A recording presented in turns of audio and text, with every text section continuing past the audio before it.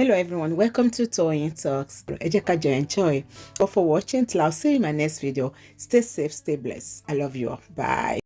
Ṣẹ́rí some of you, tàbá ní kẹ́ má gba advert lọ fẹ́ sábọ̀dù. Ẹ má rò pé bóyá ń bàjẹ́ ni. Ẹ má rò pé bóyá ń bàjẹ́.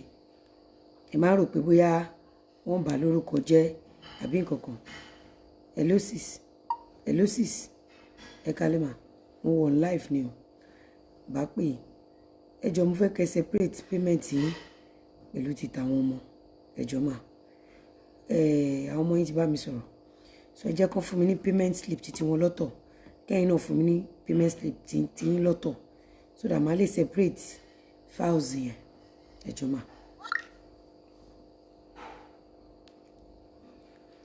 Tá bá sọ fún mi kẹ́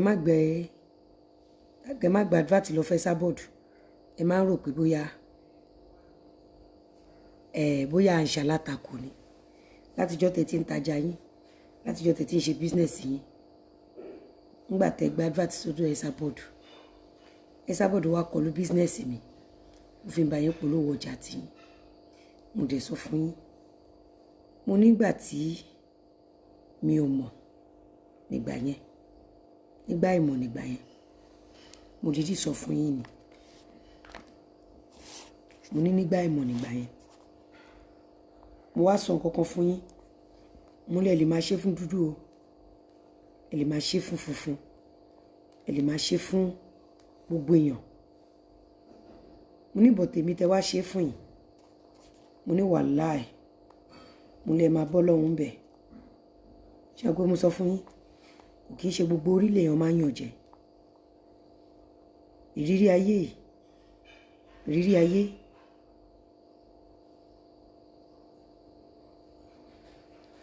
Ìrírí ayé máa ń jẹ́ kéèyàn gbọ́n ni. Ó máa ń jẹ́ kéèyàn sọnù ni. Kò kí ń jẹ́ kéèyàn sọnù. Ní ìrírí ayé.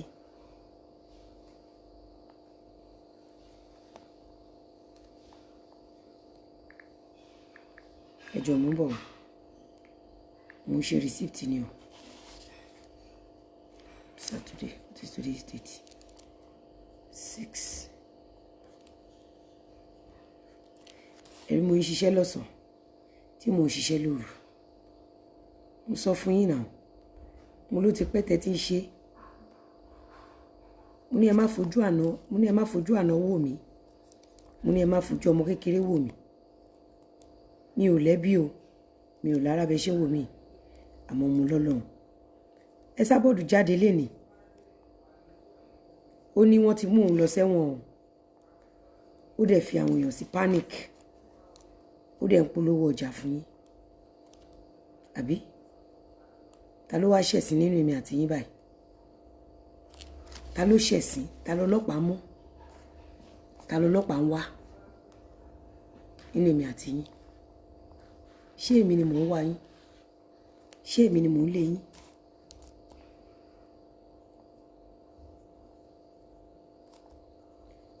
Ṣé èmi ni mò ń wá yín? Ṣé èmi ni mò ń lé yín? Ṣé mo wá bá yín? Ṣé mo wá bà tọjà yín jẹ́? Ṣé mo wá bà ti yín jẹ́? Kí lẹ̀ ń gbé Esabod jáde fún mi fún? Esabod tún play voice note yín lénìí. Ẹ ò gbé sí ayé yín. Esabod wá ń sọ fún wa ń bí pé ẹ̀yin o gbogbo ọlọ́pàá lẹ mọ̀. Ẹ mọ̀ gbọ́ ẹ mà wo. Ẹ wo bẹ ṣe ń ṣẹ̀sìn. Esabod jáde lọ́sàn-án yìí. Ó jáde lọ́sàn-án yìí. Ṣé ó dà bẹ́ẹ̀? Ṣé ìwà gidi l'Esabod ń wù yẹn? Ṣé ìwà ọmọlúàbí ló ń wù yẹn? Ṣé ẹ lè gbàdúrà ẹ̀? Ṣé ẹ gbàdúrà káwọn ọmọ tẹ́ ẹ bí kó bá débi tí mo bá dé? Kó dẹ̀ jẹ́ pé ẹ̀wọ̀n l'Esabod ló máa máa rorò mí. Ló ń rorò àwọn ọmọ ẹ̀, páwọn ọmọ ẹ̀ máa ṣẹ̀wọ̀n. Ẹ wo bẹ ṣe ṣẹ̀sín. Ṣé èmi ni mo gbé yín ṣẹ̀sín sí? Ṣé èmi ni mo gbé yín ṣẹ̀sín?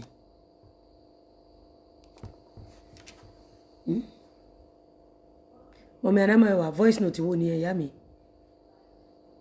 Which voice note? Voice note wo ni ẹ̀yà mi? Ẹ já mi sí MHM, ẹ já mi sí ní WhatsApp. Voice note wo nìyẹn? Ẹ já mi sí. ẹ já mi sí voice note yẹn voice note olè wà.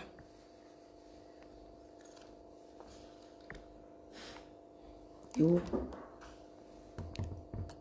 Àríkẹ́ you want a support play ma orí show ẹ ni let me send you the show ó play voice note èèyàn kan ni wàá sọ fún wa pé òun mọ̀yàn òun mọ̀gàn ọlọ́pàá olóhùn mọ̀yàn òun mọ̀gàn ọlọ́pàá ó wá play certain voice note àwọn èèyàn kan àwọn tí ò tiẹ̀ kan rí mú ẹ sábọ̀dù rárá Badmus Ahmed àwọn ọ̀nà Máyọ̀wá mọ panic button tí ẹ sábọ̀dù tó press lẹ́ni ni ó ní wọ́n ti mú òun lọ́ta tèmi ti wọn náà wá fọlọ́pàá gbé ọ̀tá tèmi lé bọ́tà tèmi ti lọ ẹ̀wọ̀n ìgbà tó máa dalẹ̀ yìí tí rí Islander magazine TV ó bad èmi ò wá láti kẹ́gùn anybody o mi ò wá láti yọ anybody bọ̀ mú kàn mọ̀ pé tea ẹ fún mi give me my tea títẹ̀ come and plug this thing for me give me charger èmi ò wá láti kẹ́gùn anybody mi ò dẹ̀ wá láti fẹ́ anybody ṣe ẹ̀yẹ ó ti yé yín kárìn ká pọ̀ yíyẹ ló yẹ ni tábàjọ́ ń tajà kan náà ta tiẹ̀ kí n ta tèmi.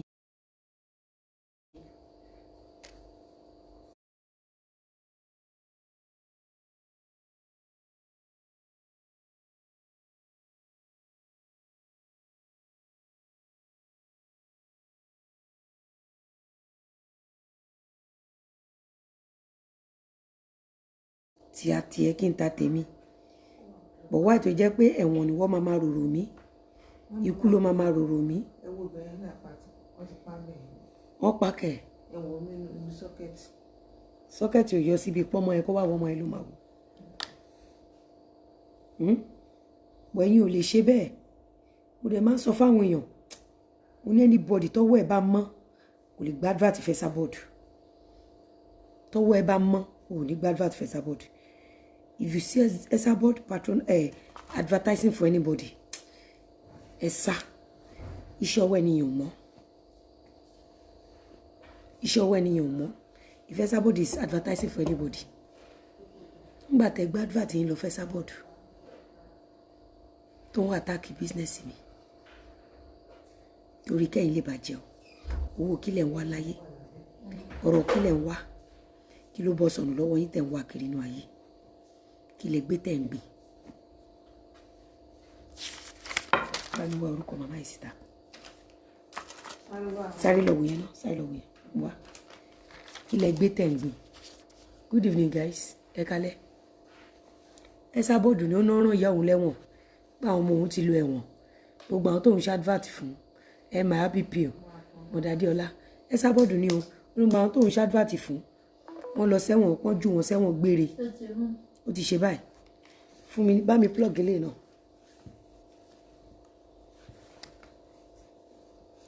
Esabod ní gbogbo àwọn tóun bá polówó ọjà níjọba ti rán wọn lẹ́wọ̀n ọlọ́pàá ti tì wọ́n mọ́lé. Ó press button yẹn ló ń pariwo wọ́n ti gbé òun láti jẹta. Esabod wò gbé sí ayé ẹ lénìí gbẹ́nu sí máìkì Mujidat ké. Esabod gbẹ́nu sí máìkì kò sọ nǹkan tó ṣẹlẹ̀ fún wa gbẹ́nu sí máìkì ẹ ó ń jáde lọ báyìí bá mi wá báyìí lónìí mo ní láti staple Esabod ó yá jáde sọ fún wa nǹkan tó ṣẹlẹ̀ lénìí sọ fún wa ìwọ kò ṣàlàyé fún wa àwa ti wà ókè tó bá ṣàlàyé fún wa.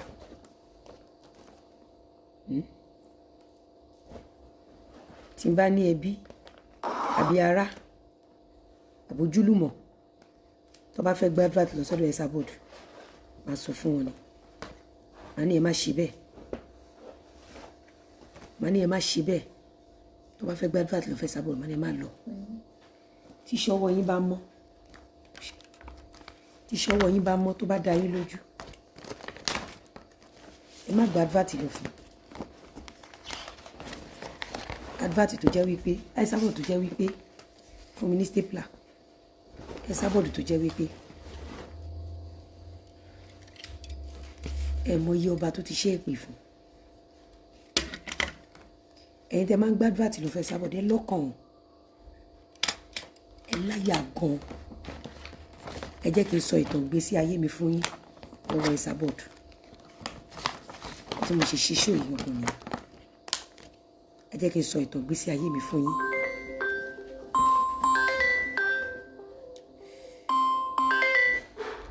ẹ jẹ́ kí n sọ ìtàn ìgbésí ayé mi fún yín lọ́wọ́ Esabod mi ò mọ kankan nípa Facebook ṣàdédé Esabod máa ń pariwo orúkọ mi lórí péjì mi ìmẹ́ni tó jọ Esabod ó wá rányàn sí mi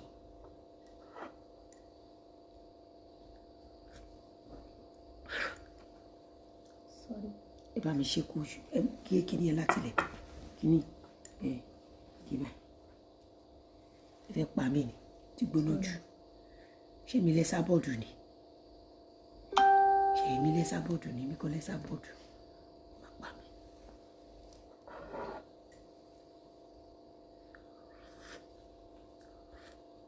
mi máa mú tí mi lára lẹ́rẹ̀ ẹ jọ̀ọ́ anybody tó bá fún mi lówó tí o ti gba receipt ẹ chat me up right now. You've paid me, you've not received your receipt, kindly chat me up right now please. You've paid me for property, call me right now. Friendship mi ẹ fún mi ní full name yín at address yín kí n fi ṣe receipt yín right now. ẹ jẹ́ kí n sọ ìrìn àjò mi ẹ ní òpè sí mo fẹ́ ṣe kò fún mi ní file and rubber fún mi ní file. mo bẹ̀rẹ̀ ìrìn àjò ayé mi wẹ́rẹ́ mo ní ìtẹ́lọ́rùn mi ò dẹ̀ lọ́kànjúà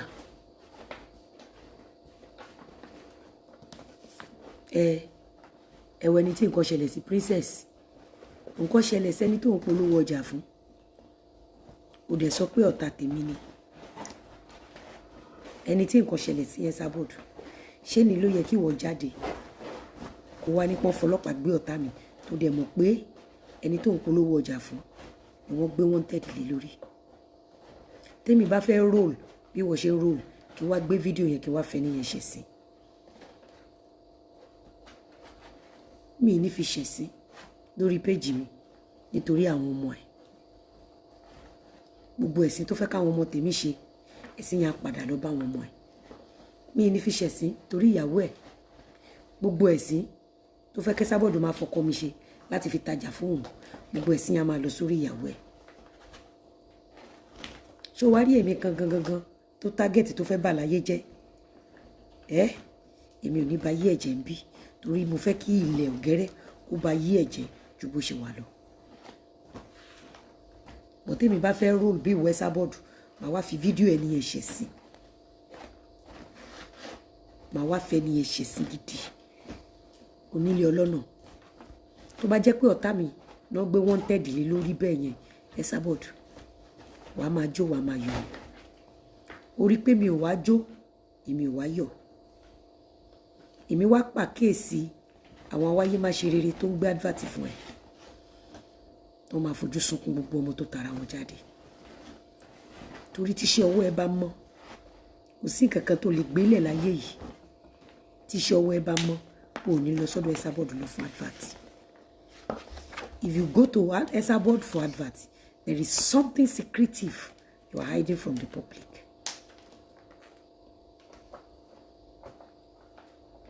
Mo sọ fún ẹ ní 2 weeks ago mo sọ fún client ẹ mo ní wojú mi dáadáa mo lè jọ ọmọ kékeré ẹ lè ti pa kúkúrú kẹ́ ti pa gúngùn kẹ́ ti pa gbogbo èèyàn mo ní ṣùgbọ́n mo ní Ọlọ́run bàbá ló abúlé dẹ̀ wà báńkébù gbogbo bẹ́ Esabod ṣe fẹ́ kí n ṣe sí ṣe rí pé ilẹ̀ ń ṣẹ̀ sí ṣe rí pé ilẹ̀ ń ṣẹ̀ sí gbogbo àwọn aburú tẹ́ ti ṣe sẹ́yìn táyé ti bá yín bò wọ́n ti jáwé àforíjì fún yín nítorí pé ẹ lọ bá Esabod. Ẹ wo bọ́n ṣe yọ ewé àforíjì kúrò lórí yín tó wá fi ewé ìyà sórí yín àti ewé ẹ̀sìn.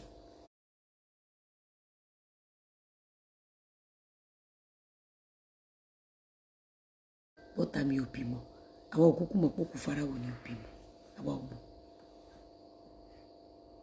Esabod bá ti sọ pé sí òun jẹrà àtẹsẹ̀ Tina àti ọmọ ẹ̀ jókòó mú retí ọ̀rẹ́ mi. Àwa òkúkú mọ̀ jókòó sí ilé. Àwa òkúkú mọ̀ mo kàn fẹ́ kó relax ní tọ́ba nìyẹn. So relax. Àwa òkúkú mọ̀ bẹ́ẹ̀ sí òkú Fáráò ló ń jẹrà. Ó ní kì í ṣe ẹsẹ̀ mi pé irin náà gbẹ́sẹ̀ sí òun. Àṣẹ sí òkú Fáráò. Bá Esabod wá jáde lénìí. Esabod ní pé àtijẹ́ta náà ti wá fọlọ́pàá gbé òun láì ṣe mi. Ó ní wọ́n wá òun ṣé wọ́n mọ̀ pé wọ́n nù òun ní kóòtù àṣẹ client ẹ̀ náà ti wọ́n wá. Òun náà ti wá gbé àkọ́bí ẹ̀ láti jẹta ìwé Esabod àṣẹ Koko Zaria náà ti wá gbé. Esabod ó dẹ̀ rí nǹkan tán post sí Islander Magazine TV nípa client ẹ̀. Ṣé wọ́n ló yẹ kó wá ṣe show? Bọ́lọ́pàá gbé ẹnìkan wọ́n ti rán èèyàn kan lẹ́wọ̀n. Ó tún ṣe ń sọ mo ṣe ń sọ lálẹ́ yìí. Mo ní Esabod àti wọ àtàwọn tó ń polówó ọjà fún gbogbo yín lẹ máa rẹ́wọ̀n yìí. Àbí mi sọ bẹ́ẹ̀ fún ẹ. Mo bẹ̀rẹ̀ ayé mi pẹ̀lú ìtẹ́lọ́rùn. Mo ṣe ayé mi lọ. Mi ò dé police station rí nígbèsí ayé mi. Àwọn ọmọ olórí burúkú tó ń ba ayé jẹ́ yìí táyé ti sàlábà wọn tí àmì burúkú ti wà lára wọn. Ẹjọ́ bá ṣe ń ṣe chat yìí lọ tó bá sanwó ilẹ̀ fún mi tí mi ti fún ẹ ṣe sister àti Stella Okema receipt yín Okema.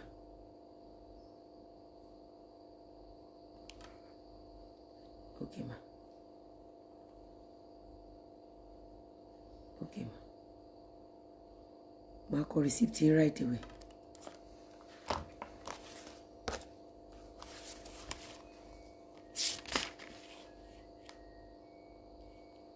Àwọn ọmọ burúkú yìí. Mi ò rí ogun station rí ìgbésí ayé mi o. Torí mi ń kọjá yé mi. Ẹjọ́ má bínú ẹ̀yin mi. Mi ń kọjá yé mi. Ṣàdédé Esabod máa ṣe show. A máa pe orúkọ mi. Èmi ò dẹ̀ mọ̀ rí. A máa ní my beautiful actress Lizzy Anjorin nìyẹn. My beautiful actress Lizzy Anjorin nìyẹn. Àṣírọ́ ló ń pa.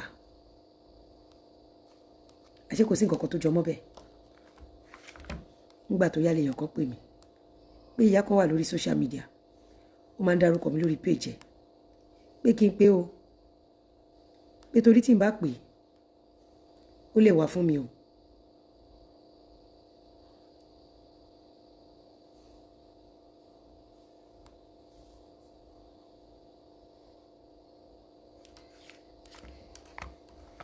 Ṣé ń gbọ́ mi?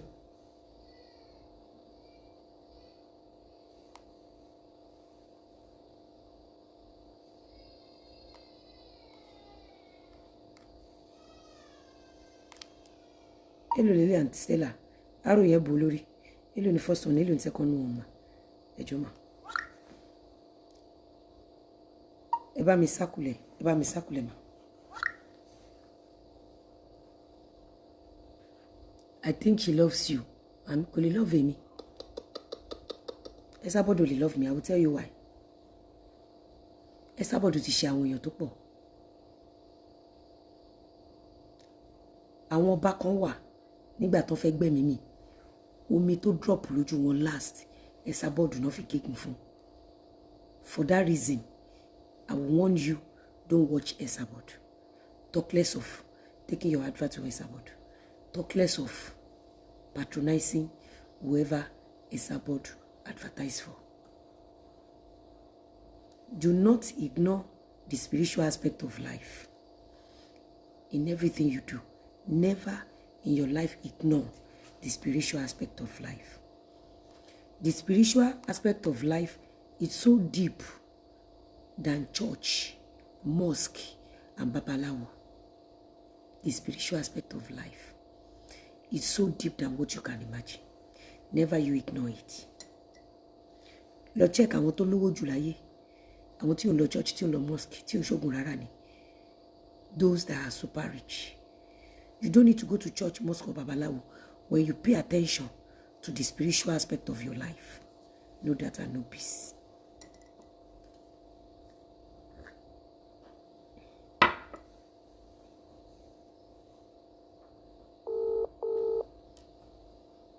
Know that and know peace. Sis, ẹ fún mi ní kíní yẹn, arrow ti bro first one yẹn. Even the Western world can't ignore it. Mo bank. Ẹ kú máa rí tó ń ṣe Halloween, ọdún àjẹ́, tó ń ṣe gbogbo ẹ̀. Ẹ̀yin èèyàn mi, kí ni mo mú Esabod fún? Èmi náà bá lọ pé Esabod. Àṣẹ Esabod ti ṣe àwọn èèyàn tó pọ̀. Moment mo mú Esabod. Ogun tí mi ò fojú rí, àtogun tí mo fojú rí. Mo fi ọjọ́ tí mo mú Esabod mo fi bú. A lot of people ló ti ṣe show fún mi láti wà in good time lénìí. Mi kì í ṣe ẹni tó máa ń bínú àbí jálẹ̀. A lot of speakers ló ti ṣe show fún mi tó jẹ́ pé lọ́jọ́ tòní we are like mother and daughter, mother and father, uncle and brother. But when it comes to Esabod,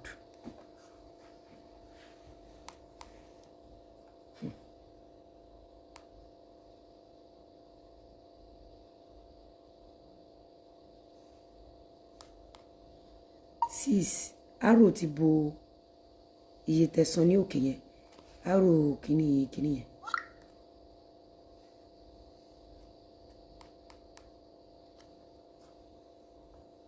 Ẹ gbádùn mi. Tí mo mú Esabod. Ẹ jẹ́ kí n sọ àwọn aburú tó ṣẹlẹ̀ sí mi nígbà tí mo mú Esabod tó jẹ́ pé Ọlọ́run ló yọ mí. Ẹjọ́ tánà máa wà bá wọ bí ẹ jẹ́ kí n máa mọ̀.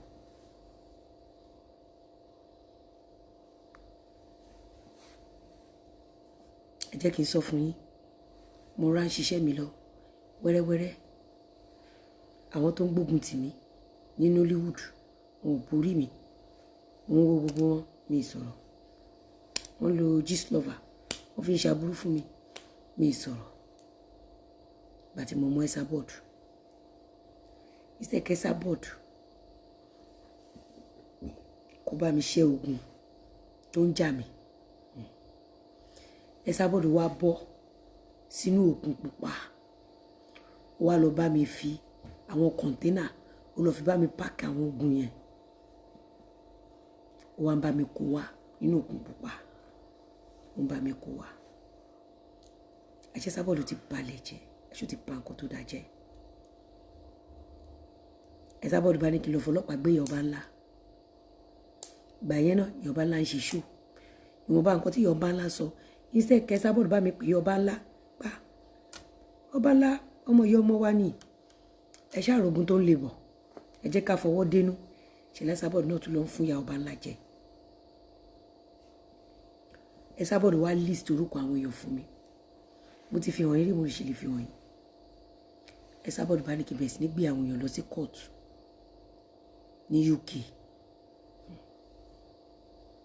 Ọlọ́run ni ò gbé mi ṣùgbọ́n ẹ bá mi ṣí ẹ̀ṣọ́ yìí.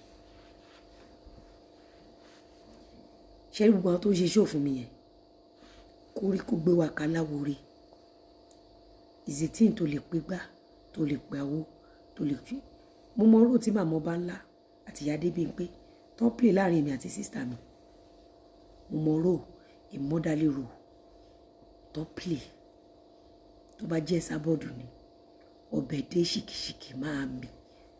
Owó dé ṣìkìṣìkì máa mi. Ẹ mú bi tí àwọn tí Esabod méjì ti ń jà àbí tán ní gbólóhùn àsọ kékeré. Esabod wá parí ìjà fún wọn behind the closed door. ẹ mọ ẹyọ kan wá.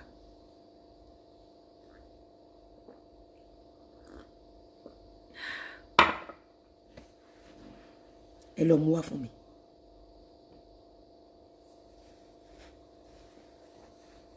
Esabod bá list àwọn èèyàn fún mi. Mọ̀mí Adébímpé gbogbo àwọn tó wà UK ní kí n máa kó wọn lọ court. Àṣé mi ò ní jurisdiction. Tó bá wà Nàìjíríà o ò lè gbára UK lọ sí court.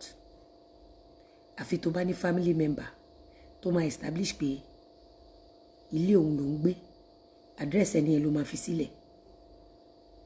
Lọ́ọ̀yà dẹ̀ máa lè establish ẹ̀. Òun lè ṣe tí àwọn Esabod àwọn Dorcas tí aburú ṣe dà lọ bọ́rùn fún wọn tó wọ̀. Tó bá wà ní Nàìjíríà o lè gbé ara UK àbára Dublin o lè gbé wọn lọ sí kóòtù láéláé because you do not have jurisdiction. Mo rò pé Esabod love mi ni. Àṣẹ Esabod wọn gan ló ń fòkun jà mí. Tẹ́ bá mọ anybody tẹ́ Esabod ń polówó ọjà fún ẹni kan máa bọ̀.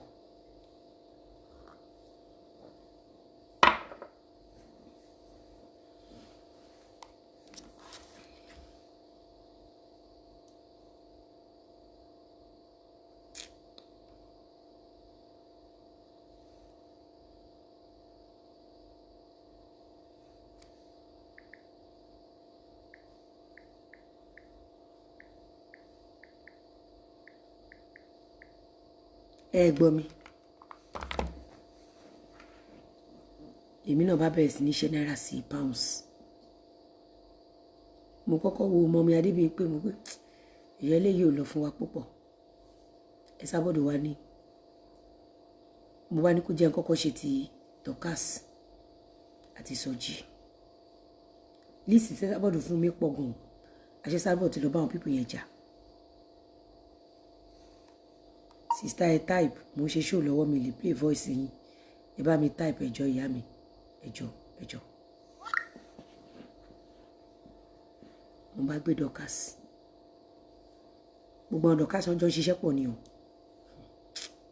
Tó bá lọ gbé advert ẹ fẹ́ Esabod. Àbìlú tí ò kọlù orí akọlù ẹ tọmọtọmọ ẹ ìpè kọ. Sórí gbogbo ohun tó ti ń ṣe tó ń jáwé oríjì fún ẹ. Gbogbo nǹkan tó ti ń ṣe tó ń jẹ́ ìwé oríjì fún ẹ. Ọjọ́ tó bá ti gbé advert ẹ fẹ́ Esabod. Ọjọ́ ẹni porogodo ayé lù fún ẹjọ́.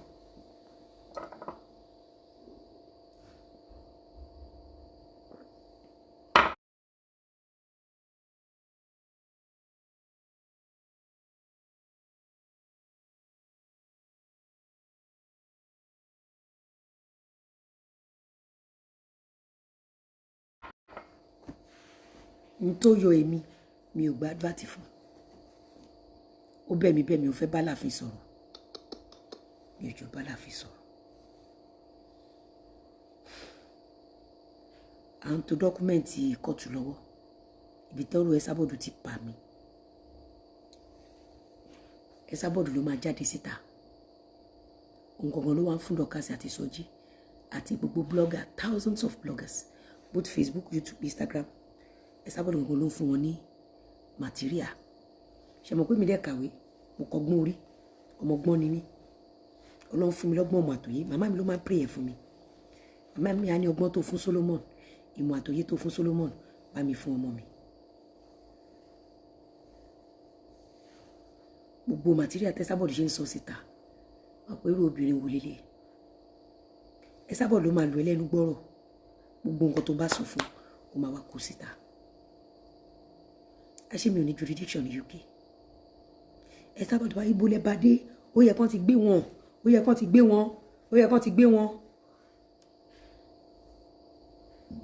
Gbà tó ní ká lọ gbé Yorùbá ńlá. Yorùbá ńlá náà fún ìṣẹ́ṣọ́ fún wa gbà ẹ̀. A lọ gbé Yorùbá ńlá. Ó connect mi mọ́ Tóyìn Alámàlà gbogbo wọn. Àwọn náà sọ pé yá kí Tóyìn lọ pàdé Aláàjì ní zone 2. Àṣẹ Esabod mú material pamọ́ ni. Àṣé mi gangan l'Esabod ń bàjá. Àṣé kò kí ṣe àwọn tó ní kí n lọ fọlọ́pàá gbé. Esabod mọ kó kàgbákò mọ kí títí ẹ bàjẹ́. Esabod wàá mú Esabod ò ní lọ ẹ̀wọ̀n orí ìyá àti bàbá ẹ̀ nìkan ló kù. Bọ̀dá wa tó wà lóṣòdì bó náà wà báyìí ṣó yẹ kẹ́ Sábọ̀dù wá fi Koko Zaria ṣẹ̀ sí yà tó bá pàdé Koko Zaria lọ́hùn Koko Zaria tó bá pàdé wọn lọ́hùn ó ti ṣe mistake ó ti ṣì sọ ṣó yẹ kí ẹ Sábọ̀dù wá fi Koko Zaria ṣẹ̀ sí kéèsì tó ṣẹlẹ̀ láàrin Koko Zaria àti Láwòrí ṣé Sábọ̀dù lè pé Láwòrí ni pé Láwòrí wà ń bí Koko Zaria wà ń bí bá wà lọ Láwòrí wọn àwọn tó ṣe kìíní ìfún brọ́dà ẹ̀ ní fàámọ́ra ṣé Sábọ̀dù lè ṣe bẹ́ẹ̀ àbó ti ṣe bẹ́ẹ̀ ni ẹ̀dẹ́ pé psychopath ni ẹ̀sà jọ ń yàn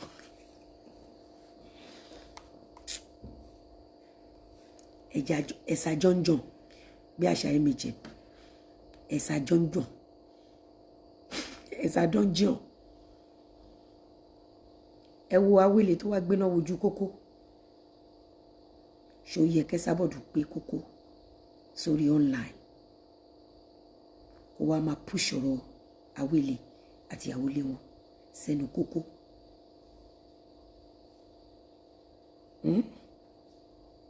ṣó yẹ bẹ́ẹ̀ Julius Olújọbí mo rí yín brọ́dà mi ẹ̀yin èèyàn mi ṣó yẹ kó jókòó ṣó yẹ kí ẹ Sábọ̀dù pé òkú Fáráò ẹ̀yin tẹ́ ń gbé ṣó lọ fẹ́ Sábọ̀dù ẹ̀sìn ṣẹ̀ṣẹ̀ bẹ̀rẹ̀ ni o ẹ̀ ṣẹ̀ sí àwọn ọmọ yín á ṣe ṣẹlẹ̀ yìí olórí burúkú ẹ̀ kì í gbọ́ràn ẹ kò ṣe èrè kí lẹ Sábọ̀dù ní tírú mi fẹ́ rí n tó mú mi ń polówó fún yín lójoojúmọ́ mo fẹ́ yọ yín nínú aburú bọ́ akíkanjú olórí burúkú ní yín lẹ ṣe lọ́bẹ̀ ẹ rí nǹkan tẹ́ Sábọ̀dù ṣe ni fókù Fáráò èmi àti yín ò mọ̀ pé ọkọ̀ òkú Fáráò ìrìn àjò tí bọ̀dá yẹn ń bá bọ̀ rí okay sis èmi àti yín ò mọ̀ pé ìrìn àjò tí bọ̀dá yẹn ń gbé bọ̀ lélẹ̀ àbí èmi àti yín mọ̀ ṣé èmi àti yín mọ̀ pé ìrìn àjò bọ̀dá yẹn rí ṣé èmi àti yín mọ̀ pé bọ̀dá yìí o ẹ jẹ́ má bínú ṣé èmi àti yín mọ̀ pé ìrìn àjò bọ̀dá yẹn ìrìn àjò ẹ̀ bó ṣe rí rèé èmi àti yín ò mọ̀ ṣé èmi àti yín mọ̀ òkú Fáráò lọ́rọ̀ ọmọ ni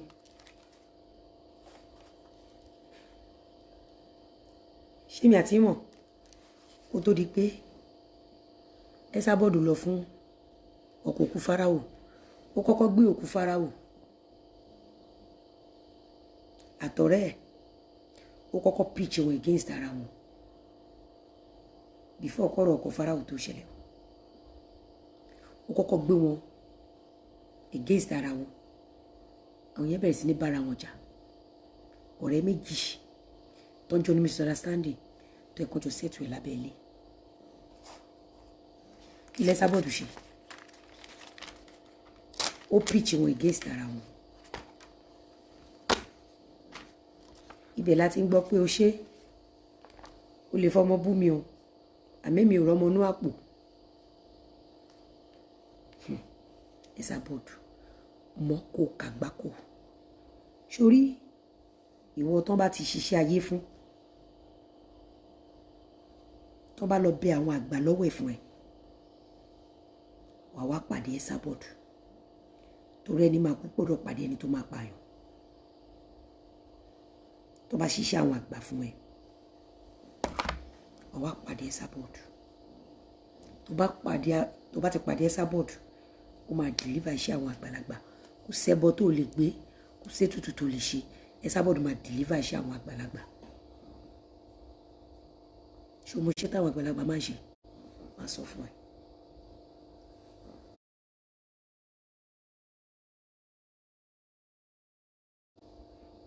tó bá ní àwọn àgbàlagbà kì í ṣe àwọn arúgbó tó bá lo taṣọ àgbà mọ́lẹ̀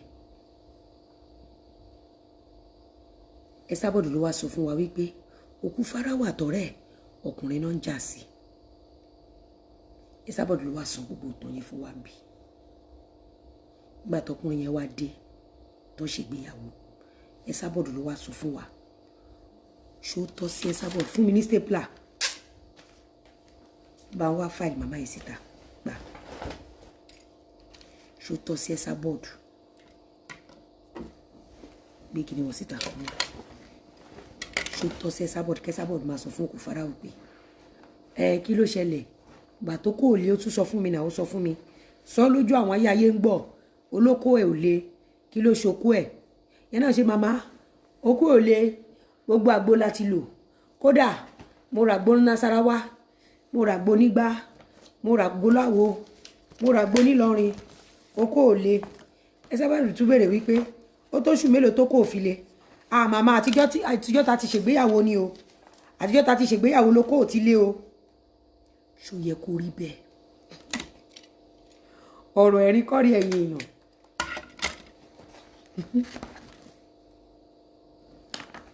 ṣó yẹ kó rí bẹ́ẹ̀ àtìgbà tá ti ṣègbéyàwó ní o okó ò ti lé o kí ló ṣẹlẹ̀ ó ní tí bá bọ́ra lẹ̀ ó lára òun ṣe kinní kan orí tóun bá bọ́ra lẹ̀ okó òun ò kí ń lé ẹgbọ́ ẹ̀yìn èèyàn òun tẹ̀ tó wá bọ́ra lẹ̀ fábúrò òun ṣó yẹ kó rí bẹ́ẹ̀ kí ni ìṣòro tó Okufara ò tẹ́ wo yẹn kí ló fi ṣẹ̀ sí ó gbé advert lọ fẹ́ Esabod ó fẹ́ Esabod lówó pé ẹ̀dá tí ò ṣẹ̀mí rí Esabod ó yẹ fi ṣẹ̀ sí Esabod wá ń fọta wá ṣẹ̀ sí kò mọ̀ pẹ́ sí òun bọ̀ torí ẹni tó kówó fún kò wà stable ìyẹn Esabod kò stable ìdí ikú ọmọlàkejì ló máa ń fún Esabod ní joy ẹ gbọ́ tẹ́ Esabod sọ pé àwọn ọmọ òun méjèèje jọ̀ǹkì ni wọ́n Esabod ò ní hope òbí tó ní hope láwọn pé jẹ́ kí n lọ ṣe kínní nínú ilé mi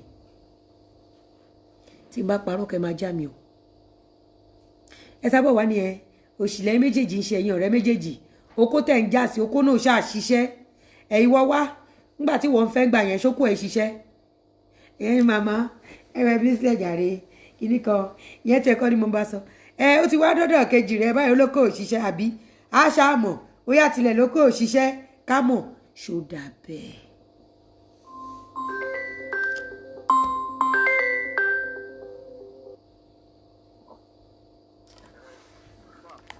ló báwo ni ṣó ti gbọ́ jáde bẹ́ẹ̀ ó ti gbọ́ jáde bẹ́ẹ̀.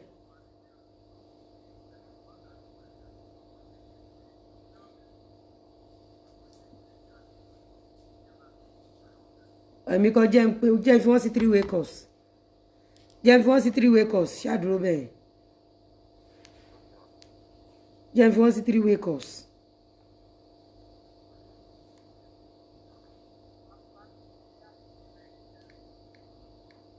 mo ń bọ̀ ìrẹ̀mọ̀ kan ti láṣìírí lọ́dọ̀ Esabod.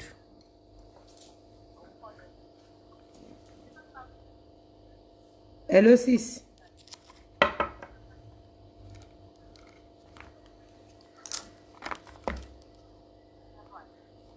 Mbọ̀. Kí ni nǹkan tó rí nítòsí yẹn tó pè wá? Mo pè wọ́n. Ó yẹ ẹni tó máa yín gbọ́jà yín bọ̀ nìyẹn sista.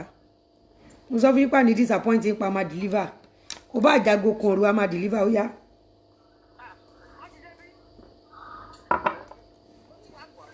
Wọ́n fẹ́ lu aṣọ yẹn fún party lọ́la a dẹ̀ ń deliver ní 10-16.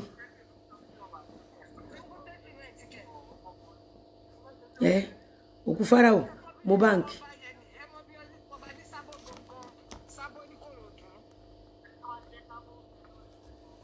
Mo bank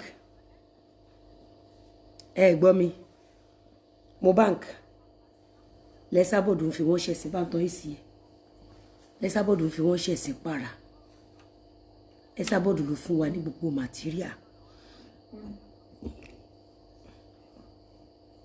gbà t'Esabod ba ọ̀rẹ́ kìíní oore o lè pè lọ́ọ́ paríkẹ́ fún mi ọ̀pẹ fún mi Esabod kọ́kọ́ mú àárín ọ̀rẹ́ méjèèjì Esabod ní wọ́n ló sọ pé kò bímọ náà ni ṣebí wọ́n sọ pé wọ́n náà lọ fọmọ ra ìwọ náà lọ ra ọmọ inú àpò ni màmá òun lè rọ ọmọ inú àpò àmọ́ òun dúpẹ́ at least òun ò ṣàgàn ọ̀rẹ́ rẹ̀ náà ń ṣàgàn òun náà ò bí àgàn lẹ́yìn méjèèjì ìwọ náà ò bí rí olọ́rọ̀ ọmọ inú àpò ni ọ̀rẹ́ rẹ náà ò bímọ rí àgàn lẹ́yìn méjèèjì àbí kí wá ni ìwọ ni ìwọ dúpẹ́ o olọ́rọ̀ ọmọ inú àpò ẹ sábọ̀dọ̀ mọ̀ pé ò ní bá mi dán orí burúkú yẹn o.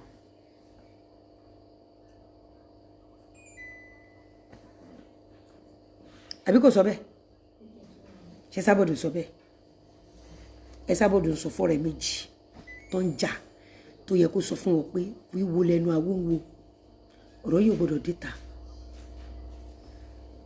ọ̀rọ̀ yìí ẹwà àwọn tó máa fi yín ṣẹ̀sìn ẹ sábọ̀dọ̀ wá ń sọ fún yẹn ọ̀rọ̀ ẹni kọ́ rè ó ní àgàn níwọ náà ìyẹn ò ń ṣe nǹkan kan àgàn ni ọ́ àgàn lọ́rẹ́ rẹ ìbí wọn náà rọmọ inú àpò ni ìyẹn ni màmá òun ṣáà tiẹ̀ sì lọ́mọ irọ́ ò lọ́mọ ọ̀rọ̀ ọmọ àbó rọmọ màmá ọ̀rọ̀ ọmọ àbó rọmọ nǹkan tí mò ń bí ọkọ nìyẹn òun ra ni ẹyọ kan bíi méjèèjì òun ra méjèèjì ni àgàn ni wọ́n náà ó dùn ṣe ni wọ́n náà bímọ ó sì wá ń pọ̀ rẹ́ rẹ̀ lágàn àgàn lẹ́yìn méjèèjì ṣó yẹ kó rí bẹ́ẹ̀ ẹlẹ́sìn méjì ẹjá máa rán yín létí bẹ́ẹ̀ sábọ̀dù ṣe ń róòlù níbí nígbà tó fínísì àárín ọ̀rẹ́ méjèèjì ó wá bọ́ sórí ọkọ kí ni gbélé okó rẹ̀ ò ṣáà ṣiṣẹ́ àbókò ẹ̀ ṣiṣẹ́ ni okó ò ṣiṣẹ́ ìwọ náà ló sọ olóko ò ṣiṣẹ́ kí ló wàá ń sunkún fún kí ló ń ké fún kò sí bànújẹ́ náà rẹ̀ jó máa bá tiẹ̀ lọ àbókò ẹ̀ ṣiṣẹ́ okó ò ṣiṣẹ́ èlò ló yá ní báǹkì tẹ́bi ṣègbéyàwó 100 million ní màmá 100 million sàrà ló yọ sí ọ ìwọ kọ́kọ́ mọ̀ kókó rẹ̀ òṣìṣẹ́ kó tó lọ yá 100 million ní báǹkì ṣó yẹ kó rí bẹ́ẹ̀ ṣó yẹ kó rí bẹ́ẹ̀ ẹ ó lára rẹ bàjẹ́ màmá mo ṣàṣe fídíò kọ̀ fún yín níjọ́ yẹn ẹ wo gbogbo ara mi ó mọ̀ pé inú òkùnkùn ló ti fi wọ̀n mí mi ò rí dáadáa ẹ sábọ̀dù ṣó yẹ kó sọ bẹ́ẹ̀.